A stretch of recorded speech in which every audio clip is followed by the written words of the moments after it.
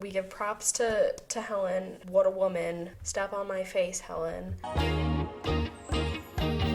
So this video was planned for last November. You know, we start a fledgling YouTube channel and then start having a crisis, wondering, well, maybe we should just throw it all out the window and dedicate our channel to Animal Crossing because that's all we've done the last 6 months of our life.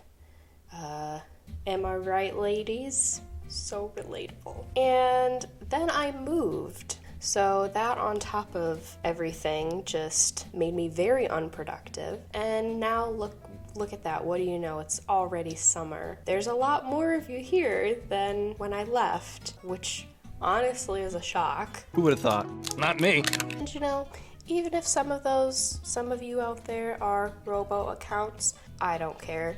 We don't discriminate on this channel. Robots are absolutely welcome. So today, we're going to start with something that I do know very well. I have seen all the movies. It's a considerably smaller list than doing all 58 Disney movies. Seemed like an easy thing to slide into after 6 months away. So let's hop right into it, ranking these movies from a company that is as old as I am.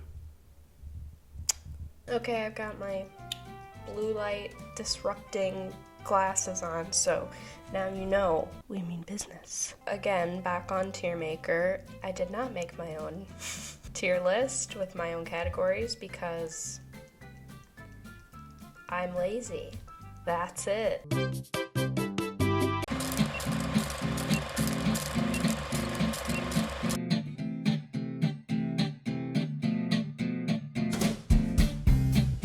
There seems to be no sign of intelligent life anywhere. Hello?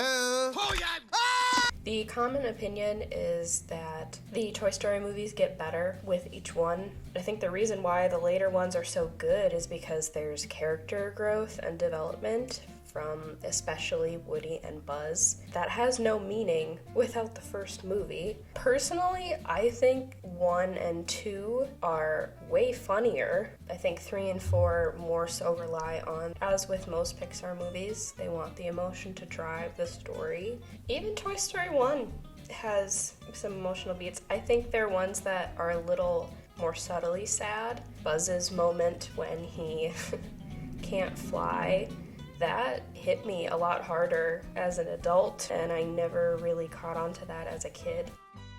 The first 2 are definitely comedic gold. Look, I'm Woody. Howdy, howdy, howdy.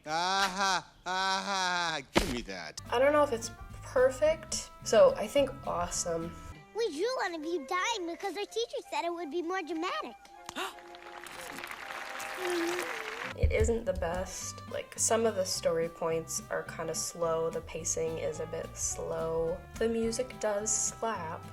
There is a really good video by Breadsword. He talks about how A Bug's Life is literally the plot of Seven Samurai. Yeah, better than people give it credit for, but calm down, it's not that great. So I think it is okay. It's not meh, for sure. I think it's the middle of the road. In just a few hours, you'll be sitting around a campfire with Andy making delicious hot schmoes. Comedic, like the first one, in a way that the third and the fourth kind of aren't. But Toy Story 2 does have more emotional heart. Jesse's song. Don't try to tell me you didn't cry full-on bawl during that song. And if you tell me you didn't, I don't believe you. You're a liar. You know, when Buzz and the crew come to rescue Woody and he's not gonna go with them, like, even that is a super sad, emotionally raw moment. Still, I don't think it's perfect, so I think actually I'm gonna move Toy Story 1 down to great and Toy Story 2 to awesome. I can still hear her little voice.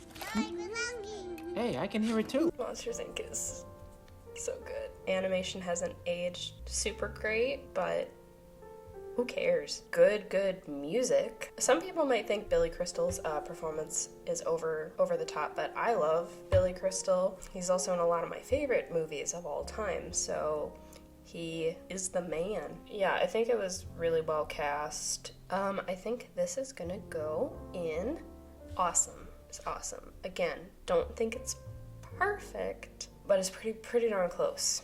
Today's the day! The sun is shining, the tank is clean, and we are getting out of... The tank is clean. Nemo, Elmo, Fabio. I mean, it gets you right from the beginning. It's like Up before Up. I'm a sucker for family-centric storylines. Okay, let me think. Is there anything about this that isn't perfect? It's got Willem Dafoe, but that just makes it better. The crush scenes, they're okay. Smoke weed every day. Not as fun to watch, those parts, as an adult. Even as a kid, Dory, I could kind of take her or leave her. It was a little bit annoying to me. Again, awesome. So close. Come in 1 hour, darling. I insist, okay? Okay, goodbye.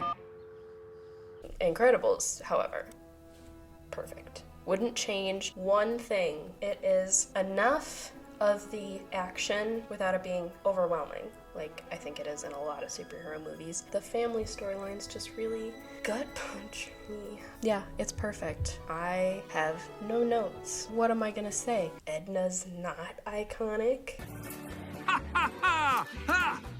People really love to shit on these movies, don't they? I don't even know when that started. I didn't see the hate until long after Cars 2 came out. And now people like to retroactively say Cars was always shitty. Was it though? Concept-wise, yes. And I think this is where Pixar started to get flack for, let's just turn everything into if blank had feelings. Kind of the lost, forgotten town, even if it is kind of dumb for it to be tied to animate cars. I think it has value as a storyline. I think it's on the same level as A Bug's Life. Hey, I'm gonna pick a nut up. Yeah, I got some of that spice. Along with The Incredibles is one of the ones that I rewatch the most.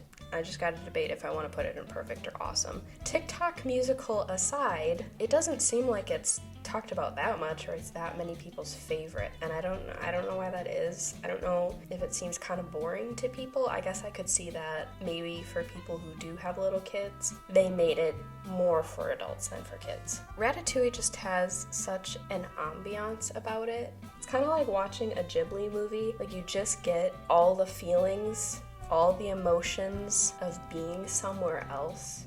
Like you're a different person, like you're the main character of the story. You just kind of get transported.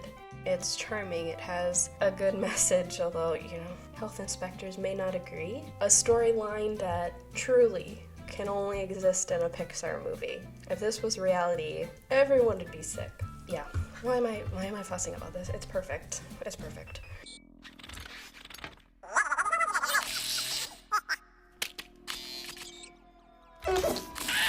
Very favorite Pixar movie. WALL-E is perfect.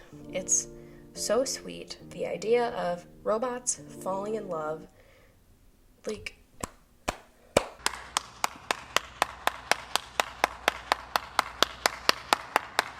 has anything changed with our world since this movie came out? No, we're in deeper shit than ever. I don't think one movie obviously is going to change all that, but I think this movie probably did have a significant impact. I wasn't even that young when I watched it. I would have been a preteen, a disillusioned, angry preteen. It was still very impacted. I remember thinking about this movie a lot. So, we love our baby WALL-E. Gray one. Red one. That's a bike. It's red, isn't it? We all know Up is gut-wrenching. It got its reputation from the first few minutes, and it is very good. The beginning of the movie does kind of outshine. It kind of goes through hills and valleys. Even the action sequences at the end, dare I say, kind of boring? Maybe it's because the villain doesn't seem that engaging. I think Pixar is a little bit better when their villain isn't so direct. He kind of just feels like a caricature of a villain, but I don't think it's as on the same level as the original Toy Story. Really, really great beginning, really, really great ending, but in the middle there, it's a little... Love your leg warmers. Nice ass cut. The ending, oh my god. I've fallen. and I can't get up. Obviously meant to be very emotional. This got to a lot of people. Kids who grew up with that movie when they were old enough to remember it. You know, at the time they're getting ready to leave for college. Andy is leaving for college. That was definitely intentional. I love the different heist moments when Woody is, you know, escaping the daycare, being the breakout towards the end of the movie. I think those are all really fun to watch. And I do think the villain is good in this one. Ken and Barbie make this movie just, is on the same level as the original Toy Story.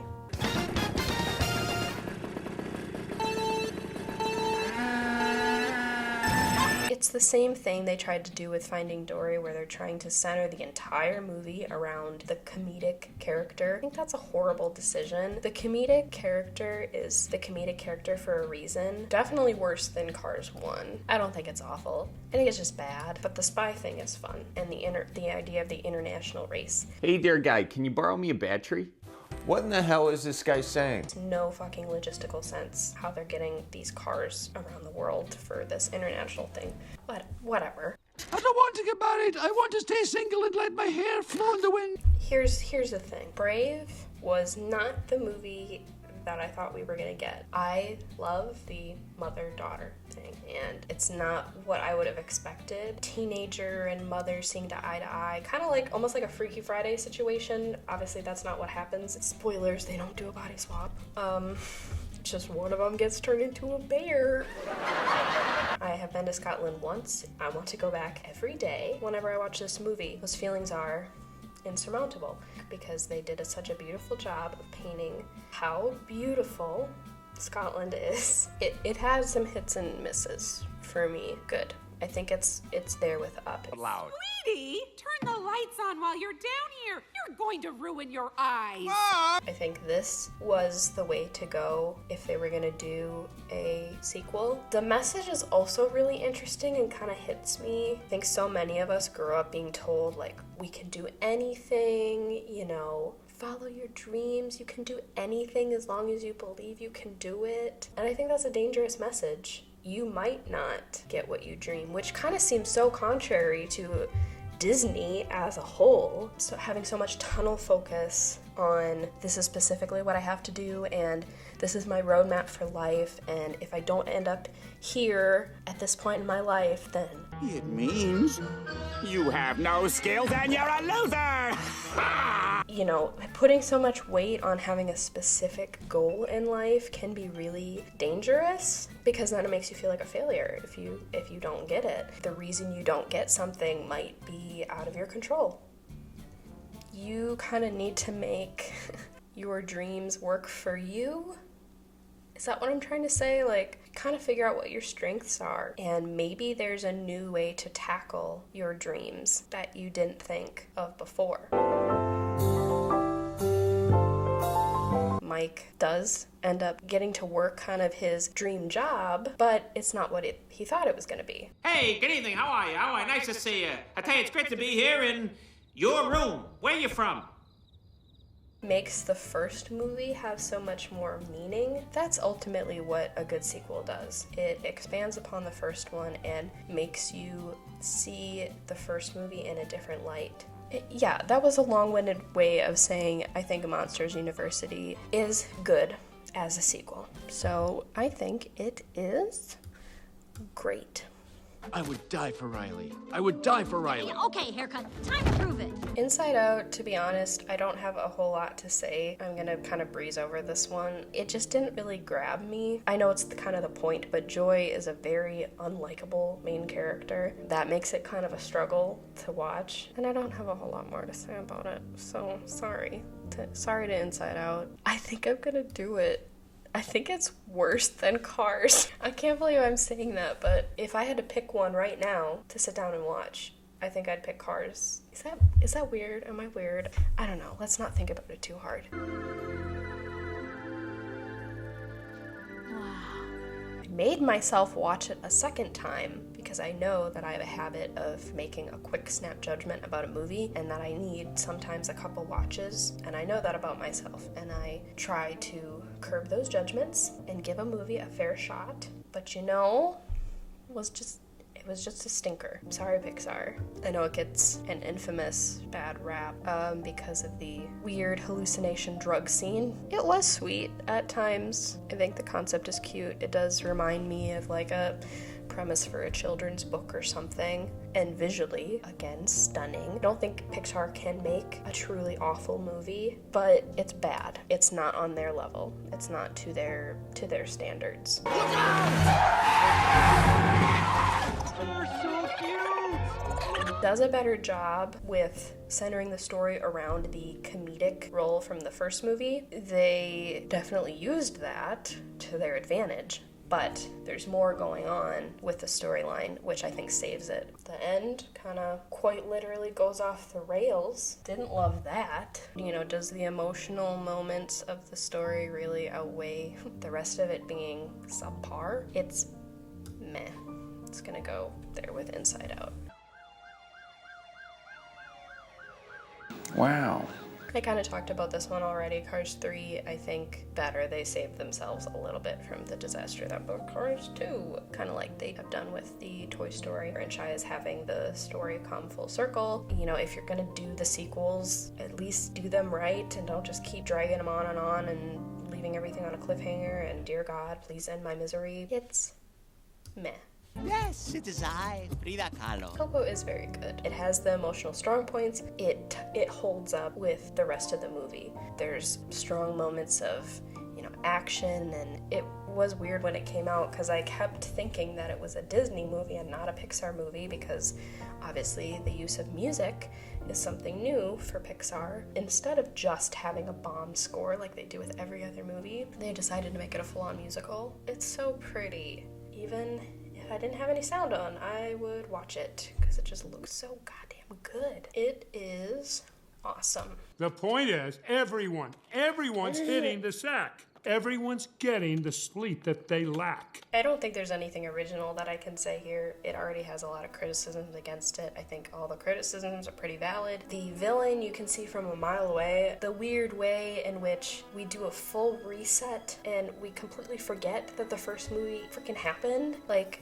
Bob is exactly where he was at the beginning of the first movie, where he feels like inferior and he needs to go do more. Like, what happened, Bob? Did you get smacked upside the head on one of these missions? And it's awesome that Helen gets her moment and she gets to be a boss-ass bitch. She does it good. She does a good job. That just felt weird to me. Like, why can't you make it make sense? If it wouldn't have happened right after the end of the first movie, then maybe. I will admit it was fun to see some more of those kind of har family moments. We give props to Helen. What a woman. Step on my face, Helen.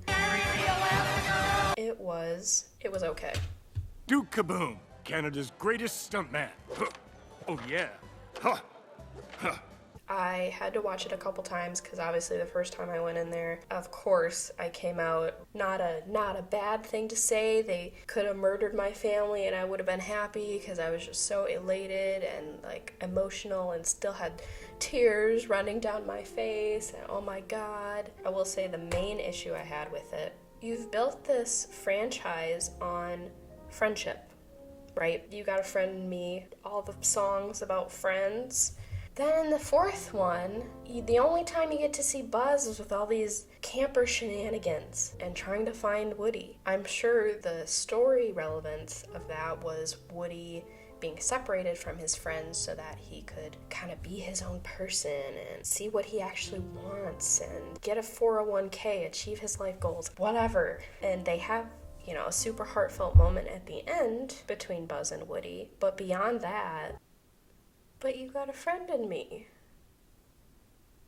But you got a friend in me. But you got a friend in me? Yes, technically we're coming full circle with Woody's personal journey. Maybe that's what it was always meant to be about, was just about Woody. Certainly didn't feel that way with the way Pixar has been going on for the last 25 years. It's good. I think it's a step down from the first and the third one.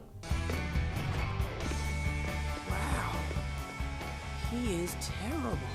when the trailer was released, I was skeptical, but I was very hopeful because seeing them go in a totally different direction like that with doing fantasy, so different from everything else they've done. Such an interesting mix of like modern and fantasy, so that it didn't literally just feel like we were playing D&D. The first time I watched this was with my sister. We just really were feeling the comparison. You know, I don't know if she felt the same, but I definitely kept watching it and feeling like very connected to Barley's character, even though I'm literally nothing like him. Chris Pratt, when that was announced, I was kind of like, oh, okay, whatever, Chris Pratt, he's fine. But I was pleasantly surprised because Barley's character ended up being so much deeper and so much more relatable than I thought. What they presented in the trailer gave people expectations, and then they completely destroyed those expectations and improved on and made something surprisingly very good. Like good choices. I don't want to totally spoil the ending in case you haven't seen it, but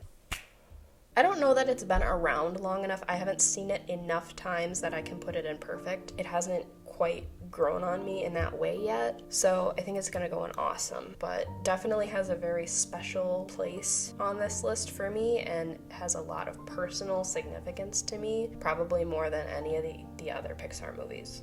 I'm a manipulative megalomaniac who's intensely opportunistic. So, Soul. It obviously has been talked about a lot. It definitely has gotten some flack.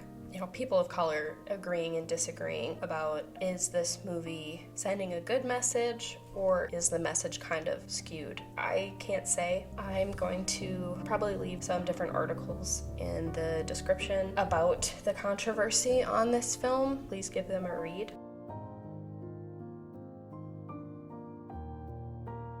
As far as just as a movie, music, amazing. That just like Coco, to see a movie about music was very nice. Like some of these other movies, I haven't seen it enough times for it to really have made an impression on me yet. I think it's great. Very beautiful. And obviously the deepest and most complex of the stories they've ever told.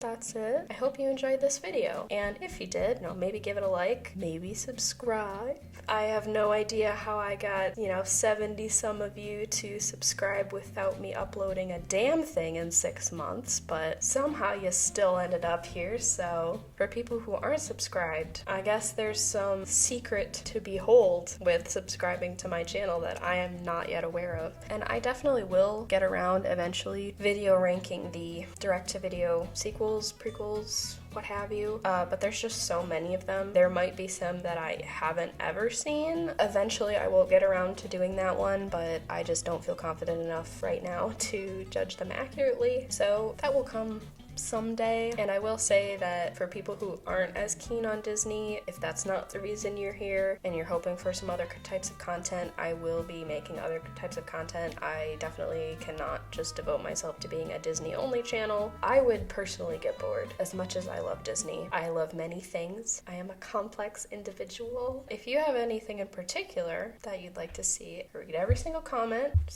And I will see you guys in my next video, which I promise will not be 6 months from now. I don't know. Is this Boy Scouts or is this Girl Scouts? I don't remember anymore. I'll see you guys in my next video. Bye.